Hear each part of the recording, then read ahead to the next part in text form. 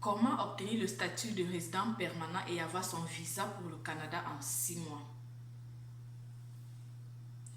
Bonjour et bienvenue dans cette nouvelle vidéo destinée à vous présenter les différentes étapes pour l'immigration au Canada via le système de l'entrée express.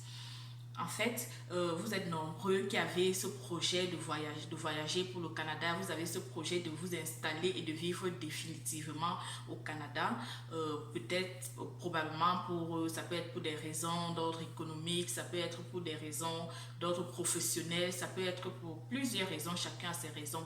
À cause de ces différentes raisons, vous avez décidé de vous établir au Canada et vous ne savez pas par où commencer, ou bien vous avez déjà commencé les procédures avec certains consultants et vous ne savez pas concrètement où est-ce que vous en êtes, ou bien vous voulez vous-même vous lancer dans certaines démarches afin d'obtenir au bout de compte ce statut, ce visa pour le Canada.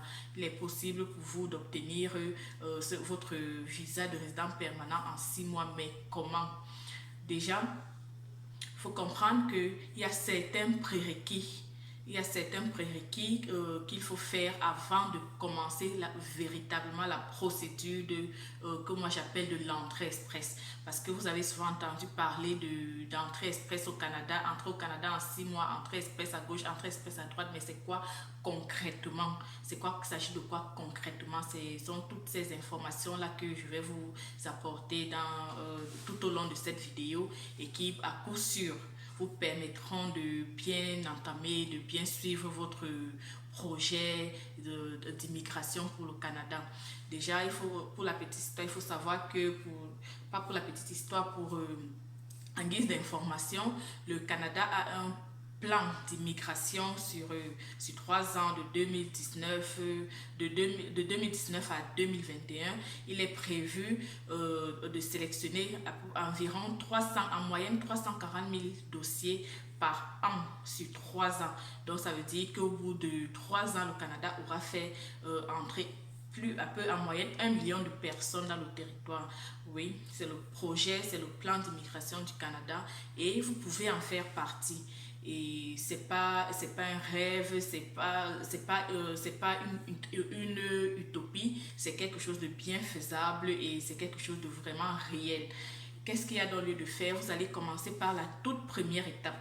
La toute première étape ici, c'est votre test d'admissibilité, votre test d'éligibilité. Parce que avant de vous lancer, il est très important pour vous de savoir si vous êtes éligible, si vous remplissez toutes les conditions, si vous remplissez tous les critères nécessaires pour que votre dossier soit sélectionné au bout du compte par le système d'immigration.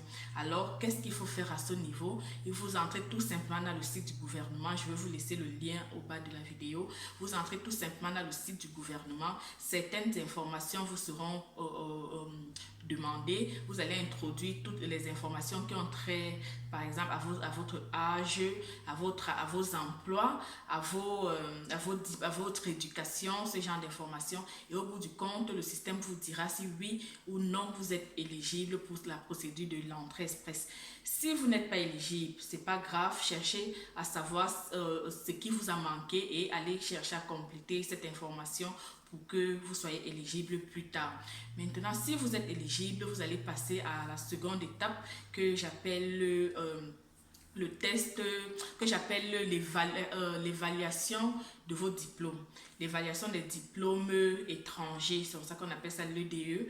Vous allez faire votre EDE et il s'agit de quoi en fait? Il s'agit d'un rapport que une institution, un organisme indépendant va présenter et va vous remettre et vous dira quelle est la correspondance en système canadien des études que vous avez fait dans votre pays, des études que vous avez fait à l'extérieur du Canada.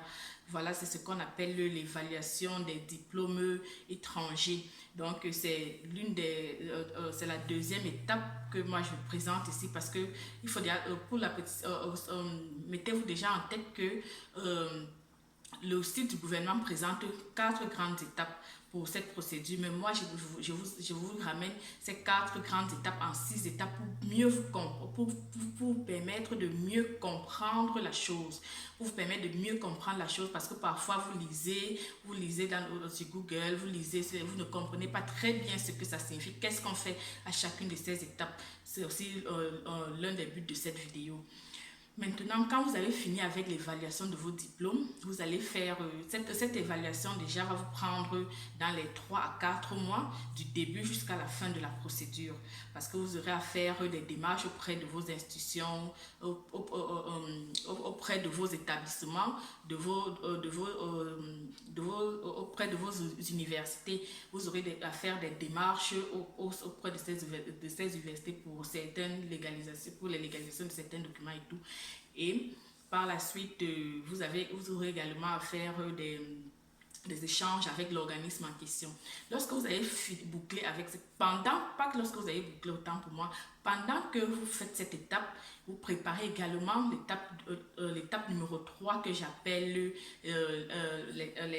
les tests linguistiques dans votre procédure de faire ces tests de langue-là, parce que le Canada voudrait se rassurer que vous maîtrisez l'une de ces 2 langues officielles qui est soit le français, soit l'anglais, ou alors ce serait aussi idéal si vous pouvez faire les 2, mais c'est pas du tout obligé. Bon, après, et cette étape, indépendamment en fonction du lieu où vous présentez cet examen, cette étape peut également vous prendre 2 à 3 mois du moment où vous vous inscrivez à un centre d'examen, au moment où vous partez faire l'examen. La chose que sur laquelle je voudrais attirer votre attention à ce niveau, à cette étape, c'est que vous devez vraiment bien préparer ces tests de langue, parce que nous sommes parfois rendus compte que certaines personnes partent faire cet examen sans se préparer et partent avoir des notes qui ne sont du tout pas à leur avantage dans le cadre de la procédure. En fait, un examen reste un examen. Vous pouvez avoir le doctorat, la maîtrise, la licence, tous ces longs diplômes-là, mais vous pouvez vous dire, oui, moi j'ai fait mes études en anglais, je maîtrise l'anglais, j'ai fait mes études en français, je maîtrise le français et tout. Un examen reste un examen, c'est toujours très important de le préparer pour éviter certaines surprises désagréables. Par la suite, quand vous finissez avec cette étape, passez donc à la 4e étape qui consiste à introduire vos données dans le système en ligne de l'immigration.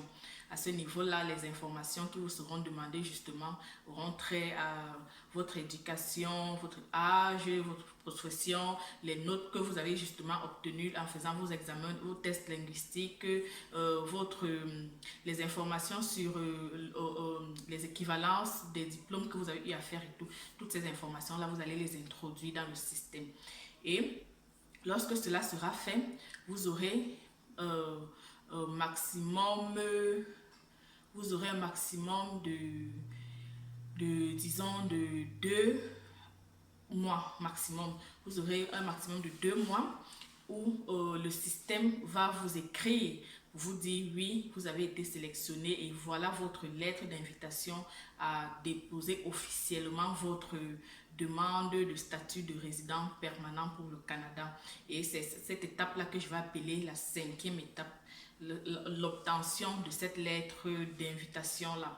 Et c'est donc à partir de cet instant, lorsque vous êtes arrivé à ce stade de la procédure, toute cette démarche initiale vous auront pris à peu près 4 à 6 mois. C'est à partir de cet instant justement que la procédure de l'entrée express commence. C'est à partir de cet instant qu'on parle d'obtenir le visa de statut de résident permanent au titre du programme des travailleurs qualifiés pour le Canada en 6 mois.